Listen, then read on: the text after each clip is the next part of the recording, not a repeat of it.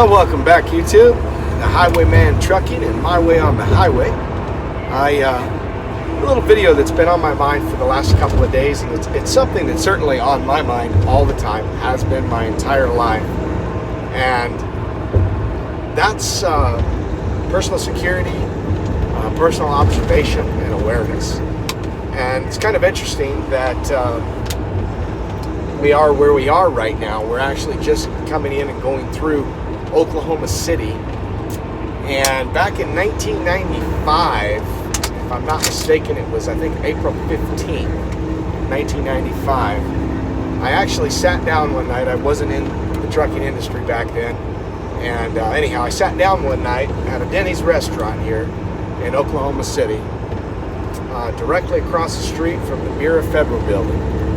And those of you that remember, about 2 days later, that was blown up by Timothy McVeigh, a homegrown terrorist. And lives were lost, and it was a tragedy on American soil. That particular incident had absolutely nothing to do with Islamic extremism or terrorism. It was just a homegrown nut job. Fortunately, there was a police officer, Highway Patrol, Oklahoma State Highway Patrol, that was very vigilant, very observant, and he spotted a vehicle the following day, and just by pure happenstance was able to take into custody Timothy McVeigh and his partner.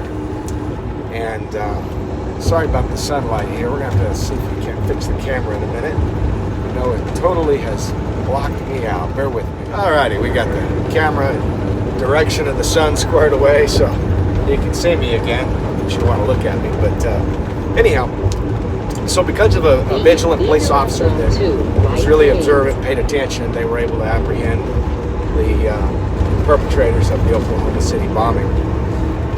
And while we've been very fortunate and not had a lot of domestic terrorism on that level, we do have it. We have it all the time, whether it be a mass shooting or attempted bombings, things like that. It happens all the time on a domestic level, let alone the target that we have painted across us on an international level. And what these liberals fail to understand is these extremists do not care. They don't care about your 1-year-old baby. They don't care about your 7-year-old granddaughter. They just want to kill. They want to kill Americans based on where we live and where we're from and our beliefs. And it's very prevalent in the world. It happens on a daily basis somewhere in this world. And fortunately for us here in this country, we have a great military, some great intelligence agencies and law enforcement that work around the clock to protect us and keep us safe. But they can only be so many places, so many times, and the rest has to fall back on you and I being observant and vigilant in our surroundings, our gut instincts, our intuitions. You know, thousands of years of evolution in our bodies and brains have given us internal instincts, and typically those internal instincts are never wrong. I know in my own life and situation they've saved my life many times. I do look at it as it's our responsibility, not only for our own personal safety and that of those around us and our family, but our fellow Americans, the people on the streets, the elderly, senior citizens, handicapped, people that may not be able to be as vigilant and as alert or be able to protect themselves as we might be able to. I'm also a very staunch believer that if you can legally carry a gun, you should always carry a gun. It doesn't come from paranoia in any way, shape, or form. I've been around guns my entire life. I'm very comfortable and confident with them. And in fact, I don't know that I know an adult individual that doesn't carry a firearm. And I know lots of normal people from all different walks of life and all different businesses and trades, and it just happens to be the groups of people that I surround myself with are all very confident and comfortable carrying a firearm. It's just as much a part of carrying our wallet as it is the rest of our day-to-day life. You know, my wife's always carried a gun. In fact, sometimes she might have two guns. But I think that it is our obligation and responsibility to carry a firearm. And it's, far beyond able to protect ourselves. It's those we love and the average person on the street that may be an innocent victim of something that we can help prevent by carrying that firearm. Now, having said that, while I support the legality of open carry, I am not an open carrier. And it is my opinion, if you carry a firearm out in the open when you have the option to carry concealed, you're a retard. But that's just my own personal opinion and personal belief. Most of the people that open carry want to show off their weapon, and those aren't necessarily the best people with a weapon. I know and understand that a lot of you truck drivers out there, you may have company policies that prevent you from carrying a weapon. I get that. More and more, there's trucking companies, some of these major carriers have these inboard cameras where they watch your movements and so forth while you're in the truck and or driving. And I don't know the extent of how those cameras work and operate, but that's a horrible thing, and that's a different situation than Joe Blow. Whoops, bear with me. There's that darn sun again. Popped out. Let's see if I can keep my hand up. There we go.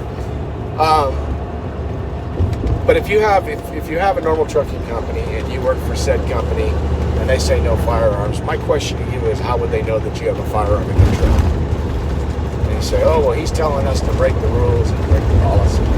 I've always believed and lived by the policy that it's better to be judged by 12 than carried by 6. If you are a responsible gun owner, somebody who carries a firearm on a day-to-day basis, you're not there to show people that you have a gun. It's not there to, ooh, look at me, I'm a tough guy. It's not there to intimidate people or, show that brute force. That is not the intention of carrying a gun responsibly. Carrying a gun responsibly is nobody knows I have that gun on me. I'm in the bank, I'm in Walmart, I'm in wherever I might be in this world, and somebody nuts up, I have an option to defend myself, put that person down, and save lives. No different than the man just did in Texas 2 weeks ago in that church. And there was, four other parishioners of that church that were armed, that weren't part of the security detail, that just carry guns. And think of how bad that could have been had that law-abiding American not been there carrying a firearm. I've carried a gun my entire life at 38. Yeah, my wife says she's carried a gun, her entire life. 16 in my purse. Since, she was 16 years old. Her father was a cop at the time, and he gave her a brand new little 38 revolver, and she carried that for many years. But going back to being able to carry a firearm, if you worked for company A or whatever, and their policy was no firearms, how would they ever know that you were carrying a firearm? And let's face it, if you get to a position in your life where you have to draw that firearm to save your life or the life of somebody else, does that company policy really mean $3? Yes, I cussed. I don't really care. Very strong, very passionate about this particular subject. Personal awareness and observation is probably even more key, a more valid key point than anything else, even carrying a weapon.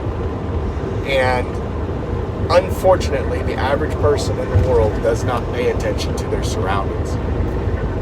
You can pull up countless law enforcement statistics where robberies have occurred, whether in a bank, a 7-Eleven, whatever, and the suspect height is drastically different. The race is often drastically different. The color of clothing almost never matches.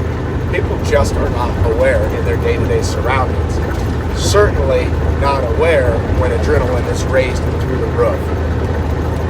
One of the great things that's happened in recent years with trucking is TAT, the organization TAT, Truckers Against Trafficking. We never really knew as a country how big human trafficking was until social media started putting it out there the last couple of years. And they really targeted truckers because we are the ones over the road in all areas of this country, 24 hours a day, 7 days a week, 365 days a year. It's really true. We are in truck stops, we're in shopping malls, we're in restaurants, we're on the back roads in, Iowa or downtown New York City. We are all over constantly. And we don't have really anything other to do than sit here and hold this steering wheel and drive down the road. I think it is paramount that we become more useful in society, not just with stopping human trafficking, but stopping crime and things that are wrong in general. If you're driving down the road and you see some idiot spray painting the overpass, call the police. Give them a good description, call the police. It's wrong. Somebody's got to pay for that. When we're in and out of truck stops, if you see somebody selling drugs, call the police. There has got to be more than we can do as Americans to defend what is right than just sit back idle and allow these things to happen. There are far more good people in this country than there are bad, and there always has been. Unfortunately, the bad tends to get the press, tends to be portrayed in the movies and one thing or the other, and almost glorified. It's pretty sickening. But personal awareness and observation is key. When you're in the military, if you go into the intelligence business or one thing or the other, personal awareness and observation is key and paramount to your survival, to your trade craft, whatever it might be. It's key in law enforcement. It's key in all the government, professional, and public sectors where lives are on the line. And it's just important. Pay attention to your surroundings. If something's not right, it's probably not right. If you have an inclination or that hair on the back of your neck standing up, there's probably something wrong. Take note, pay extra attention. If you feel warranted, call the police department. And if you feel that you just don't, I don't know whether this is really happening, my eyes playing tricks on me or whatever, tell the police dispatcher that. Say, look, here's the deal. I'm not 100% sure, but something's not right about this. This is what I think. Can you send somebody to check it out? 9 times out of 10, they're going to be grateful that you did, and they probably will discover something in the course of their investigation. But that is key, that is paramount. I also personally don't put myself, and my wife's the same way, in major, large public venues. We don't do sporting events. Very, very seldom. We're talking maybe once every 10 years do we go to a concert. It's just not something that we like to do for a number of reasons. I don't like being around that many people. I kind of get PTSD type of thing going on where people make me nervous on those large levels. I also don't like putting ourselves in a position where we can't carry a weapon. Obviously, in a concert, a sporting event, you can't carry a weapon. So there's a wide variety of reasons we don't place ourselves in those situations. But those types of events would also be more likely targeted, in a terrorist attack. We've got this whole thing with Iran going on right now, and we're talking about it in the media. This can happen, that can happen, and the reality is that that's always there. There are people protecting us while we sleep at night that do things that have to be done to protect the sovereignty and national security of our country and its citizens, and things that we'll never need to know, things that we don't need to know, quite honestly. But when they have a heightened alert like this, it's just more prevalent for us to be the eyes and ears to not only protect ourselves and our loved ones, but to help the necessary people and authorities do their jobs better. They say this morning that we were fortunate in Iran's rocket attacks, that we didn't lose any American lives, there's no injuries, casualties. And that's a huge blessing. However, you're a complete idiot if you think they're going to stop. These people are continuously, around the clock, around the world, trying to do anything and everything that they can to hurt good people. And it's not just Americans, it's people that just don't think the way that they believe, and these extremists are just insane.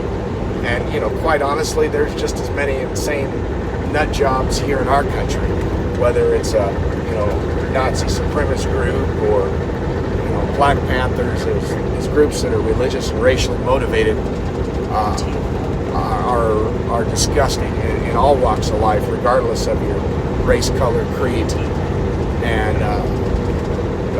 these Antifa people, up there in Portland. I mean, that's terrorism. Not letting people go about their day-to-day life, obstructing business and commerce. That's terrorism, folks. And that is not the American way. And as long as there's far more good people in this country than bad, I believe that it's all of our responsibility to step up and do what we can. If you're not a person that carries a weapon, you're not comfortable, then fine. Nobody's putting you down. Just be more vigilant. Pay attention. Open those eyes and ears.